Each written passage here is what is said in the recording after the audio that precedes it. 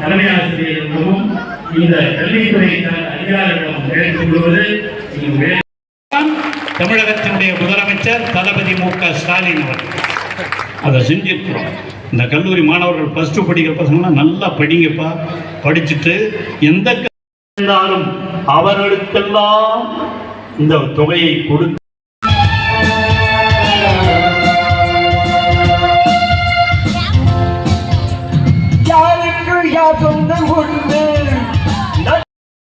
என்ன தவறு என்ன எவருக்கு வேண்டும் செய்வோம். வாழ்க்கை எல்லாம் நானும் பார்க்க நண்பன் இல்லை என்றால் எங்கு போனாலும் விடமாட்டேன், நானாக தொடமாட்டேன் ஐயா, நானாக தொடமாட்டேன் ஐயா.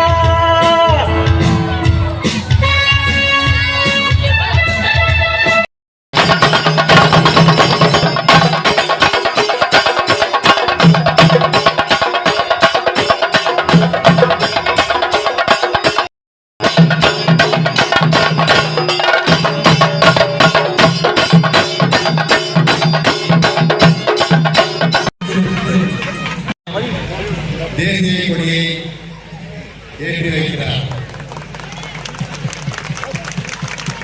அனைவரும் எழுந்திருந்து தேசிய கொடிக்கு மரியாதை செலுத்துவார்.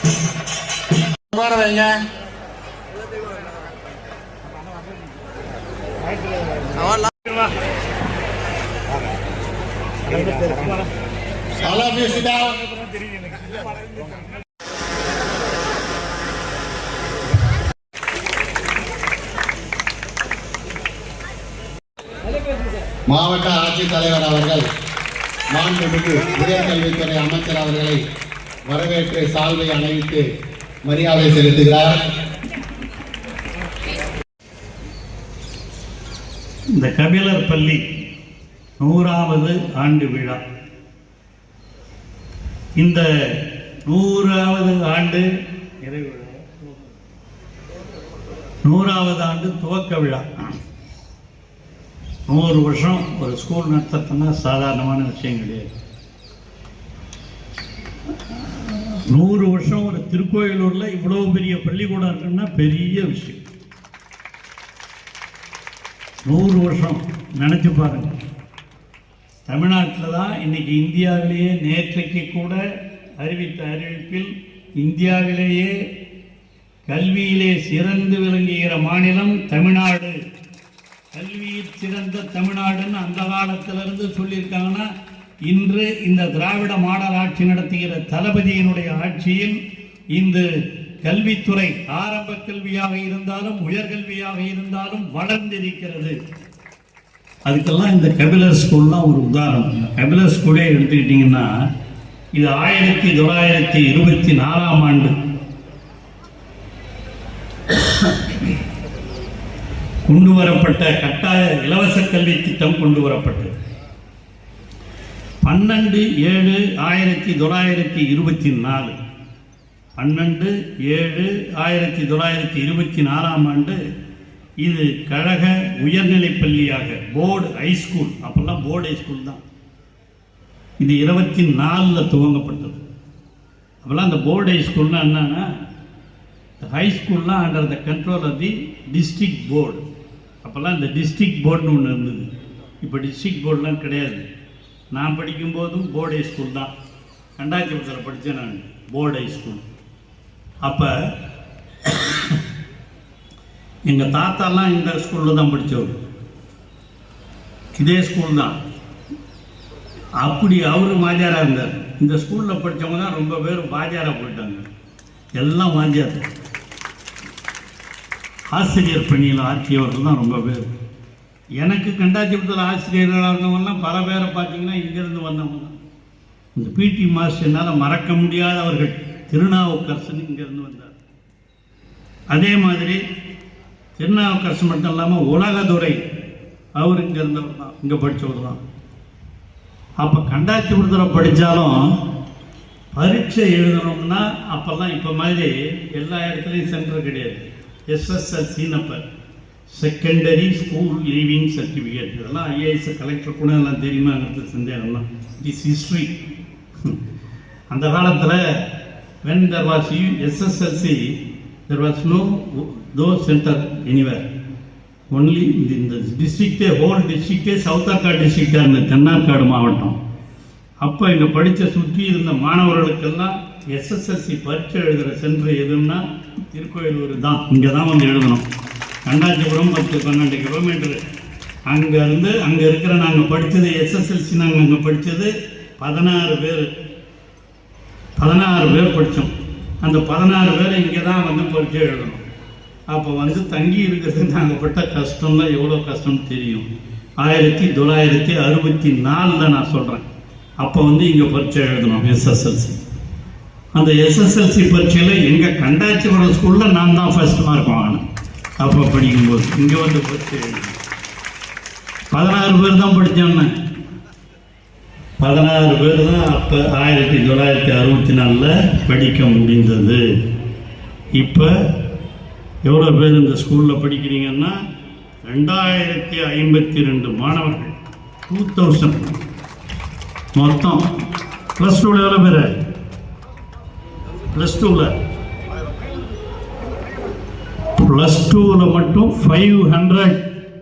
அந்த ப்ளஸ் டூ ஈக்குவல் தான் அப்போ SSLC. அதில் நாங்கள் படித்தது 16 பேர். அப்போ இங்கே இப்போ இந்த ஸ்கூலில் 500 பேர் ப்ளஸ் டூ படிக்கிறாங்கன்னா அதுதான் கல்வி வளர்ச்சி, அதுதான் திராவிட மாடல் ஆட்சி, அதுதான் பெரியார், அண்ணா, கலைஞர்லாம் சொன்னது. எல்லாரும் படிக்கணும். இதே திருக்கோயிலூர் ஹைஸ்கூலில் எவ்வளோ பேர் ஒரு காலத்தில் இருந்தது உண்டா?